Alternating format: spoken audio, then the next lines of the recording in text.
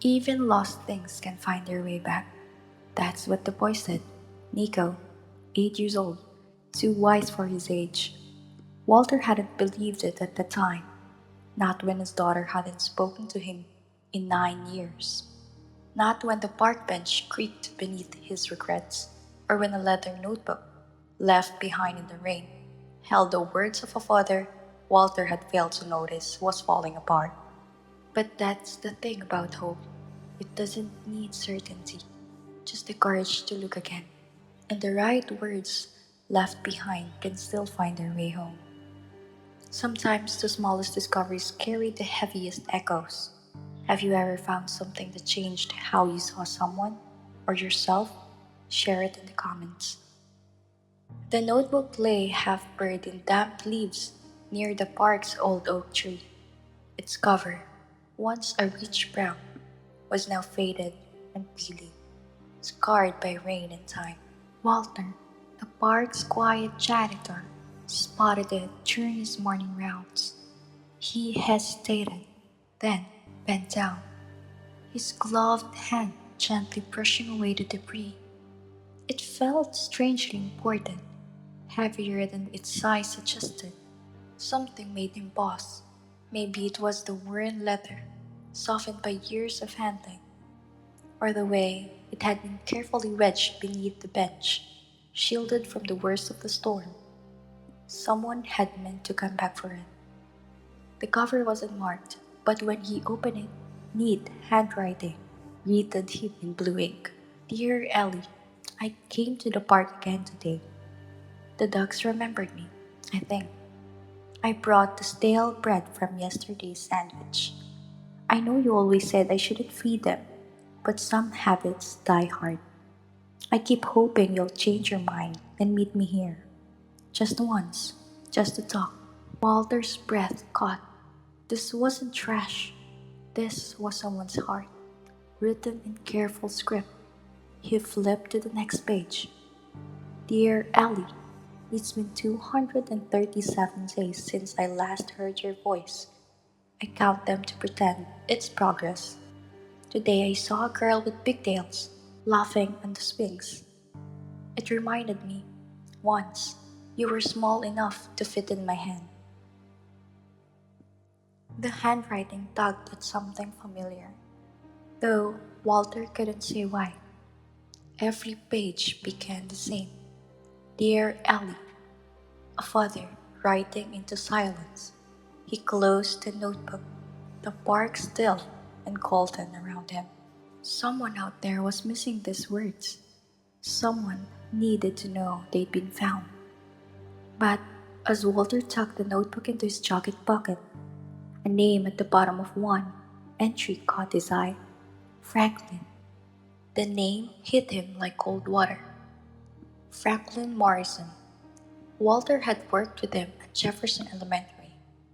Strong coffee, wallet full of photos of a bright-eyed girl with pigtails, hands trembling. Walter studied the handwriting, the titles T's, the looping F's. It was Franklin's, his heartbreak, laid bare in ink. Well, I'll be down, Walter whispered to the morning air. Walter's life ticked like a metronome. Up at 5:30, coffee by 6, pushing his cart through the quiet park before sunrise. The job asked little, no small talk, no surprises, just solitude dressed as purpose. At 7:30 sharp, Nico appeared. 8-year-old, too small frame, too big backpack. He claimed the same bench by the playground each day, watching Walter like the park itself was telling a story. At first, Walter found it distracting. Kids were questions waiting to happen, but Nico never interrupted. Just listened, read, waited, like he understood silence better than most adults. Morning, Mr. Walter, Nico said on his particular day, his voice carrying that peculiar gravity that some children possess. Morning, Nico, you're early today. Mom had to work early. Double shift at the hospital, Nico said, legs swinging. too short to touch the ground. She said I could come here instead of Mrs. Queen's because she snores loudly. Walter found himself almost smiling. That so? Yeah, like a freight train, but not the good kind. There's a good kind of freight train snoring. The kind in movies, all calm and rhythmic. Mrs. Queen sounds like the train's mad at something. This time, Walter smiled. Nico's way of seeing the world had become part of his mornings. Simple, steady, like sweeping the paths. But today, Franklin's notebook weighed heavily in his jacket, pressing against him like a stone. That evening, under the yellow glow of his table lamp, Walter flipped through the notebook. The early letters were warm, filled with small stories and gentle hope. Dear Ellie, I started a garden on the fire escape, just tomatoes and basil. I still have that little red watering can you picked, the one with the duck handle. I keep hoping you'll stop by and help me water them. But as the pages turn, the tone darkened, hope fading to hurt, then to something quieter and heavier. Dear Ellie, I know I failed when your mother got sick. I wasn't the father you needed, but I'm still here. That has to count for something, doesn't it? Walter's throat tightened. He remembered how Franklin had started pulling away. Lunches alone in the maintenance room. No more photos of his daughter. No more jokes over morning coffee. And Walter had noticed, but he hadn't said a word. Not as a coworker, not as a friend. Now, reading these pages, he realized Franklin hadn't vanished. He'd been unraveling in plain sight, and Walter had done nothing. The truth settled in his chest like a winter. He wasn't just a bystander to Franklin's pain. He was the friend who hadn't showed up. Now, the only one reading these letters meant for a daughter who might never read them was him. The next morning, Nico picked up on it right away. You seem different today, Mr. Walter. Walter paused mid-sweep. Different how? Nico squinted, thoughtful. Sadder, but not the regular kind. The kind that feels heavy. Walter exhaled. Kids notice things adults try to bury. Just thinking about an old friend, he said. Good thoughts are bad. Complicated. Nico nodded, like that made perfect sense. Mom says complicated thoughts are like tangled Christmas lights. If you yank on them, it gets worse. Walter gave a half smile. Your mom's a wise woman. She says if you leave them tangled too long, sometimes they stay that way forever. Walter looked at Nico. This small boy who appeared every morning, who spoke with wisdom beyond his years, who somehow understood that some sadness required careful attention. Nico, what would you do if you found something that belonged to someone else? Something important? I'd give it back. But what if you couldn't find the person it belonged to? Nico considered this seriously. Then, I'd find someone who could help me look. Simple, direct, obvious. Walter almost laughed at himself for overthinking it. That afternoon, Walter made his way to the town's police substation. Officer Blake was someone he'd known casually for years, a steady presence in the neighborhood who treated everyone with the same quiet respect. Walter, don't usually see you unless there's trouble in the park. Everything okay? I found something, Walter said, pulling out Franklin's notebook. Letters, personal ones. The man who wrote them, I think he used to work with me. Franklin Morrison. Officer Blake's expression shifted slightly. Franklin Morrison, that name's familiar. He moved to his computer, fingers clicking across keys. After a few moments, he looked up. Yeah, I remember now. We had a wellness check request about 8 months ago. Landlord was concerned. Hadn't seen him. Mail piling up. Walter's stomach dropped. And he'd passed away. Heart attack. Looked like. alone in his apartment.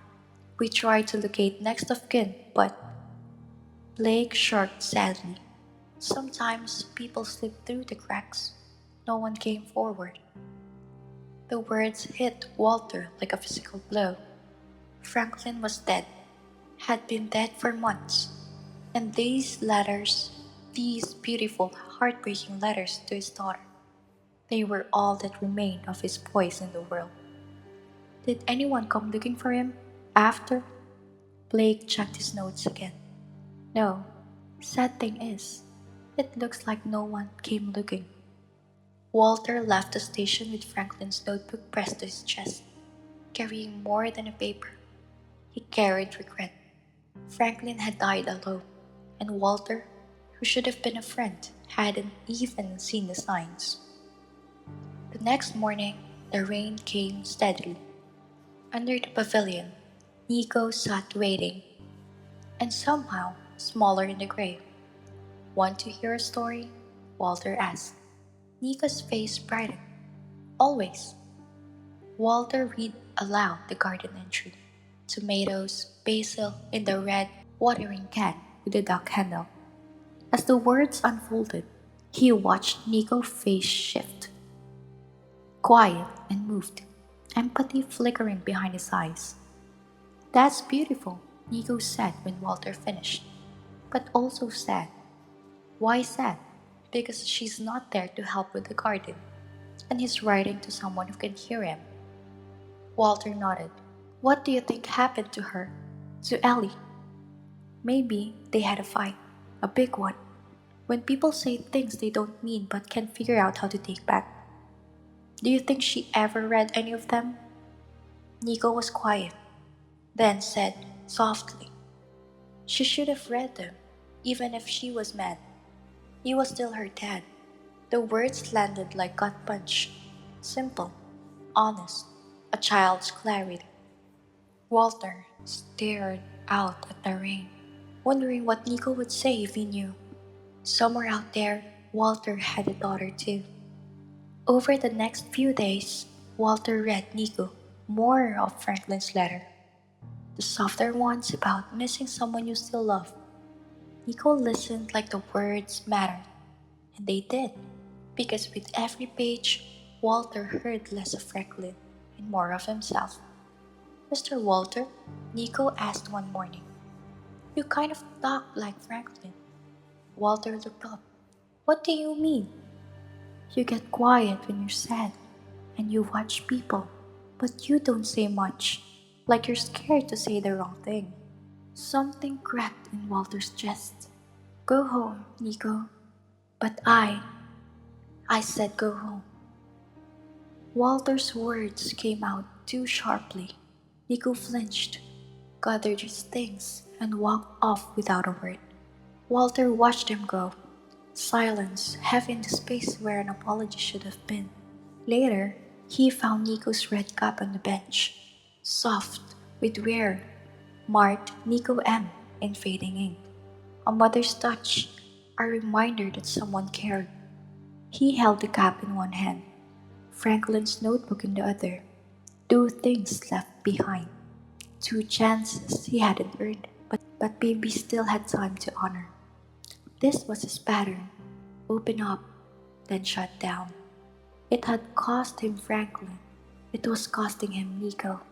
And worst of all, it had cost him his daughter. Carmen. Even thinking her name felt like touching a bruise. 28 years old now. If his calculations were right, the last time he'd seen her, she'd been 19 and furious, standing in the doorway of their old house with tears streaming down her face. You never talk to me, she'd said. You never tell me anything real. How am I supposed to know who you are if you won't let me in? He'd responded the way he always did when emotions ran too high, with silence, and Carmen had left, and Walter had convinced himself it was for the best. She deserved better than a father who didn't know how to say the right things, who carried his own father's legacy of emotional distance like a genetic defect. But reading Franklin's letters was forcing Walter to confront an uncomfortable truth. Silence wasn't protection, it was abandonment. The next morning, Nico sat on a bench farther away, head down, avoiding eye contact. Walter approached slowly, red cap in hand. "You forgot this," he said softly. Nico looked up. The boy's eyes were steady, older than his years. "Thanks." Walter hesitated, the silence thick between them. Finally, he sat beside Nico, his voice quiet. "I owe you an apology." Nico shrugged, but it wasn't careless. "It's okay, I figured you were just sad." The simplicity of the statement nearly undid Walter. He looked at the boy. "It's not okay. I shut you out because you said something true, and I didn't want to hear it." "Was it about Franklin?" Nico asked. Walter nodded. "Partly, mostly, it was about me." He exhaled slowly, eyes on the path ahead. "I have a daughter. We haven't spoken in 9 years." Nico blinked. "That's longer than I've been alive." "Yeah," Walter said, with a dry laugh that didn't reach his eyes. "It is." Nico shifted slightly, studying him. "Do you miss her?" Walter's throat tightened. He didn't need to think. "Every day." "Then why don't you call her?" The question hung in the cool morning air, as plain and sharp as truth. Walter stared at his hands. "Because I'm scared. Scared she won't want to talk to me, or that if she does, I won't know what to say." The breeze tugged at the pages of Franklin's notebook in Walter's lap.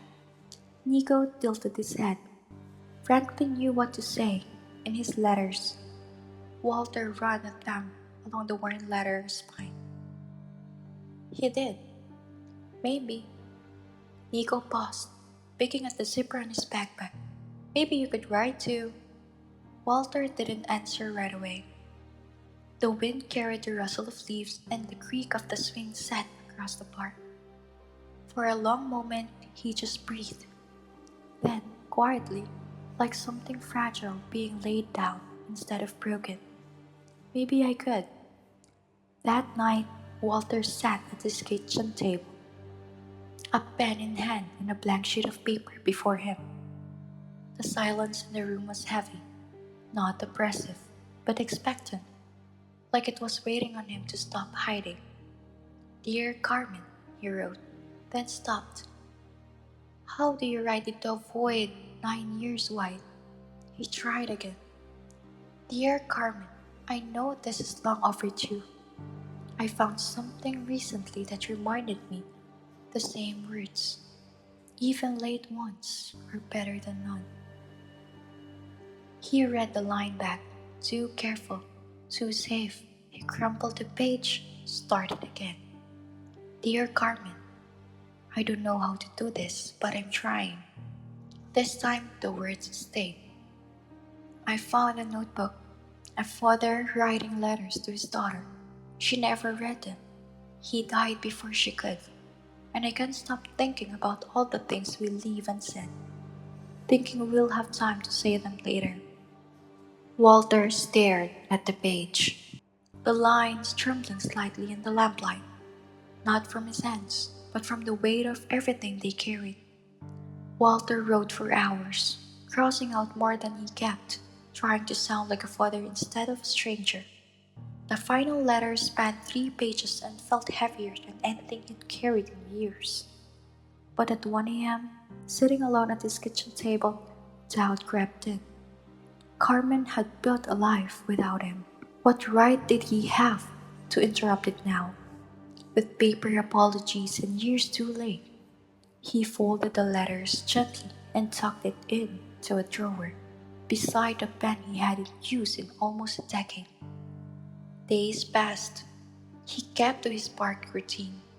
Paths swept, bins empty. But Franklin's notebook grew heavier in his jacket pocket. At night, he read the entries again, searching for something he hadn't noticed before. How had Franklin kept writing, even when no one ever wrote back? Nico noticed the heaviness in Walter's silence before he said a word. You wrote your daughter? He asked softly. Walter gave a small nod. I did, but you didn't send it. No. They sat on the bench, autumn light filtering through the trees, the hum of the city quiet in the background. Why not? Nico finally asked. Walter stared ahead, watching a squirrel dart across the path. Because I'm scared, he admitted. Scared she won't want to hear from me. That I'll say the wrong thing. That reaching out will do more harm than good. Nico was quiet for a moment, his feet swinging above the gravel. My dad left when I was 5, he said. He moved to Phoenix. Used to call sometimes. Walter turned to look at him. The boy didn't flinch, even when the calls were weird or short, even when he cried on the phone. Nico continued. I was still happy he called, because weird calls from your dad are better than no calls at all. The words hit Walter like a crack in the wall he'd carefully built around himself. Nico glanced down at his hands. He stopped calling last year, he said. Now I don't know if he's okay, or if he thinks about me at all, and that's worse. Walter looked at the boy beside him. Small frame, serious eyes, brave in a way most adults weren't. He swallowed hard. You're pretty wise, kid. Mom says I'm too smart for my own good. Walter almost smiled. She's right. A breeze moved through the trees, stirring the leaves, and for the first time in a long time, Walter felt the weight of silence beginning to shift, like a door creaking open. That afternoon, Walter made a decision. He wasn't ready to send his own letter. Not yet, but he could make sure Franklin's weren't lost to silence. With Officer Blake's help, he found her. Ellie Morrison, now Ellie Patterson, married, living 20 minutes from the park. When he called, her voice held caution, but not coldness. You said you have something of my father's. Letters, Walter said, written to you. I thought you might want them. Silence stretched. Where did you find them? In the park, tucked under a bench. A pause, longer this time. He used to take me there, feed the ducks. Walter closed his eyes. He mentioned the ducks. She said gently, did you read them?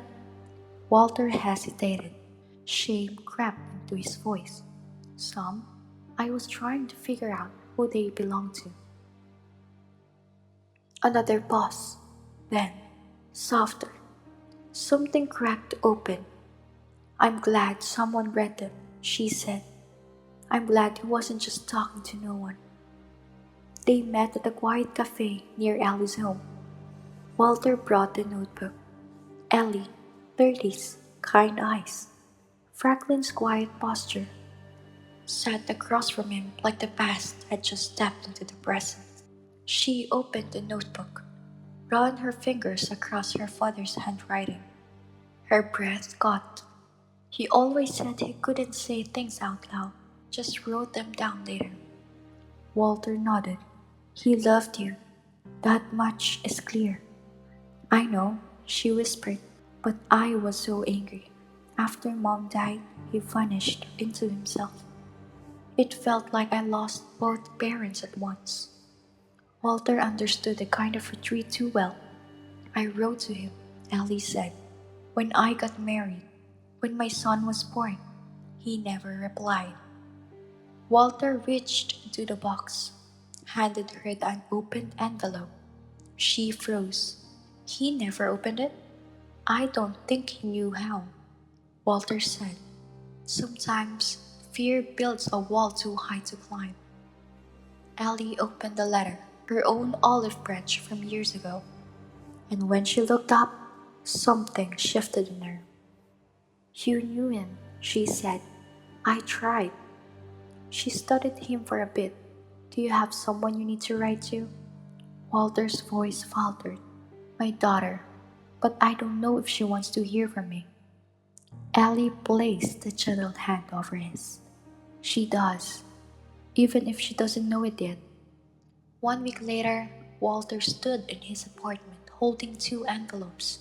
The first was for Carmen, his daughter, at the last address he had. The second, for the current residents, asked them to forward it if they no longer lived there. Inside, he'd enclosed his letter and a note. "These aren't my words, but they should have been." He included Franklin's notebook too, not to burden her, but to show what silence can cost. His hands shook as he walked to the mailbox. Each step carried 9 years of fear and a flicker of something new, hope.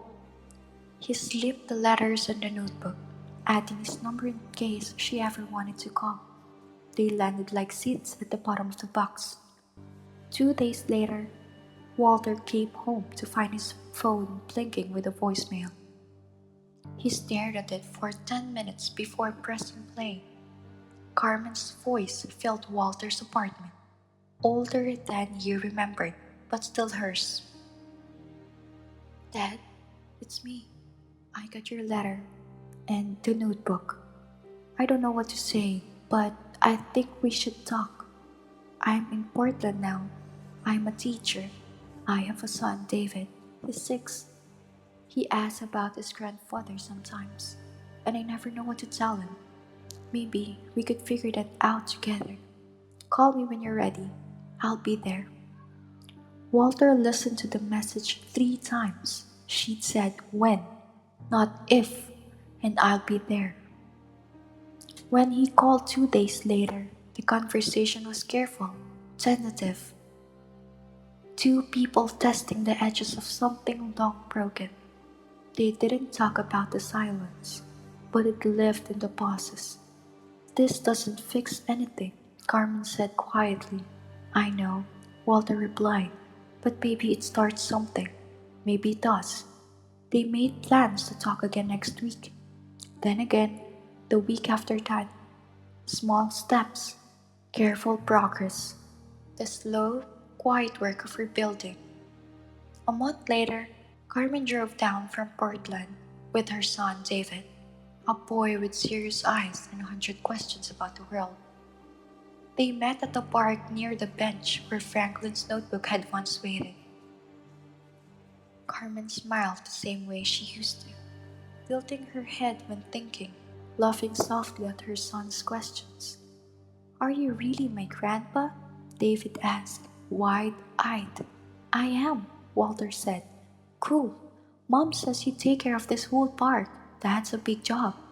"It is," Walter replied, "but someone's got to do it." David grabbed his hands.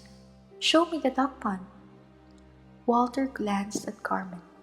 She nodded. As they walked, David's voice filled the space between them, asking about ducks, trees, trash, and treasure. "Ever find anything cool?" he asked.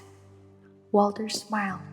"Once, a notebook full of letters from a dad to his daughter." "Did she read them?" Walter looked ahead at Carmen. Eventually, and it made all the difference. Carmen smiled at Walter, soft, real, not forgiveness, but the beginning. Later, when David tossed breadcrumbs to a chorus of ducks, Walter and Carmen sat side by side on the old bench, the one where Franklin's notebook had once waited like a question. David's laughter echoed through the park, light, free, untouched by the weight between them. "I used to write you letters too," Carmen said, watching the ripples. "Then I'd tear them up.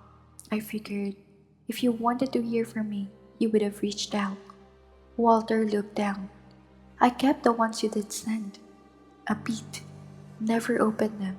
They're in a shoebox. Closet shelf. Carmen turned to him, surprised. Why? Walter's voice cracked because I was afraid that they'd be angry or sad or force me to face things I wasn't ready for. He exhaled slowly. I didn't know how to be there for you when your mother died. I barely knew how to breathe, let alone be someone else's anchor. So I shut down. I thought staying away would hurt less for both of us. Carmen nodded slowly. I spent years thinking I'd done something wrong, that maybe you were angry at me too. She looked over at David, chasing a waddling duck. Her face softened. Well, it's not too late now, she said. We can leave that part behind, Dad. All of it. She gently tapped his hands. Let's start where we are. You've got a grandson who asks about you. A whole new set of memories we haven't even made yet. Walter blinked, the words landing deeper than he expected. I thought about planting a tree here, he said softly, as a kind of marker for second chances. Carmen smiled, real, warm. Then let's do it. Let's grow something new. 2 weeks later, they gathered beneath the old bench. Walter, Carmen, David, Nico, with a young maple sapling and 3 shovels. It felt like a small ceremony for something larger than any of them could name. They worked without much talk, hands in the soil, shoulders brushing in quiet rhythm. Walter thought of Franklin, of words finally reaching their destination, of healing, taking root in unexpected places. No black? Carmen asked, brushing dirt from her jeans. No black, Walter said. Just a moment. Nico looked up from patting down the earth. Mr. Walter, what's that thing you always say? Walter smiled. Some things get lost. Doesn't mean they're gone forever. Maybe now it should be. Even lost things can find their way back. Walter's chest tightened. Around him, these people, his people, stood like roots anchoring something new. Carmen with soft eyes, David wide-eyed and bouncing, Nico quiet and steady, and the tree small, fragile, but determined. David tugged his sleeve.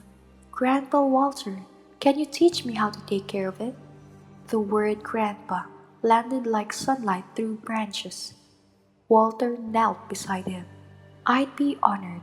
Growing things, one of the most important jobs there is. Even more than being a teacher like Mom? Just as important, Walter said, placing his hand on David's shoulders. Maybe even the same thing. The tree stood barely 3 feet tall, but already its leaves reached towards the sky, like it knew, like it remembered it had soul. Carmen watched the exchange from a few steps away. She felt a quiet release, like a breath held too long. The wall she'd carried all afternoon began to lower, inch by inch. As they headed toward the lot, Nico fell into step beside Walter. Mr. Walter? Yeah, Nico. I'm glad you found that notebook. Walter looked down at him, heart full. Me too, son. I'm glad you didn't throw it away like regular trash. Walter stopped. Sunlight flickered through the trees. Maybe nothing's regular trash, he said. Maybe some things just need someone to see they still matter. Nico grinned. Yeah, like me and that bench. At the car, Carmen buckled David in, then turned to Walter. I'll call you this week, she said, and maybe next month we could come down again. I'd like that. She paused, eyes meeting his. Thank you for trying. Thank you for letting me.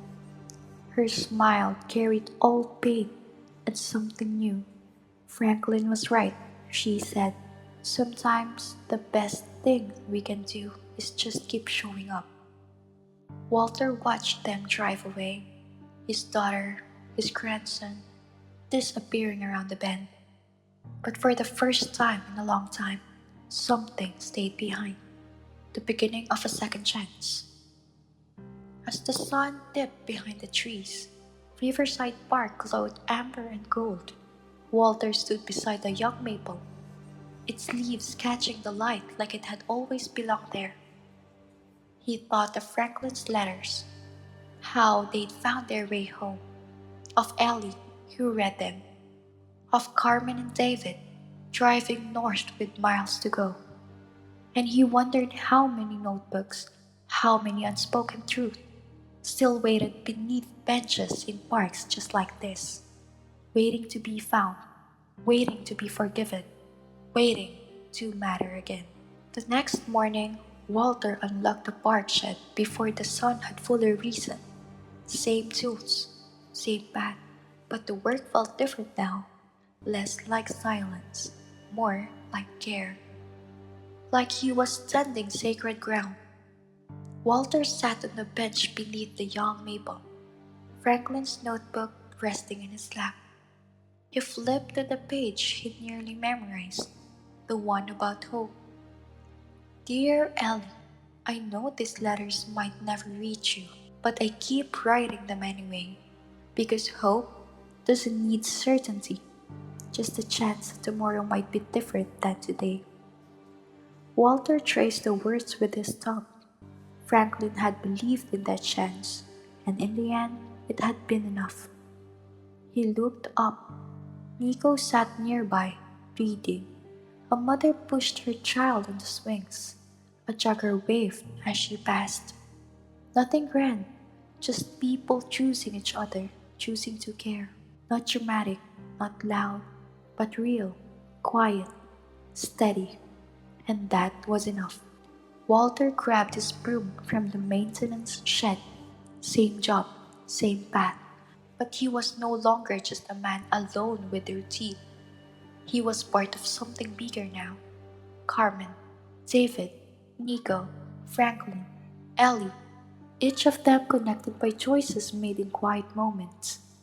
As he swept near the duck pond, he thought about the letter he'd write to Carmen that night. Not out of guilt, but gratitude. Because words, offered with love, had the power to begin again. The ducks glided by, the new maple reached its roots deeper into the soil, and Walter moved through the park with steady rhythm, tending to the space where lost things found their way home. Some things do get lost, but not everything is gone forever. Not when someone chooses to care, because everyday heroes are all around us.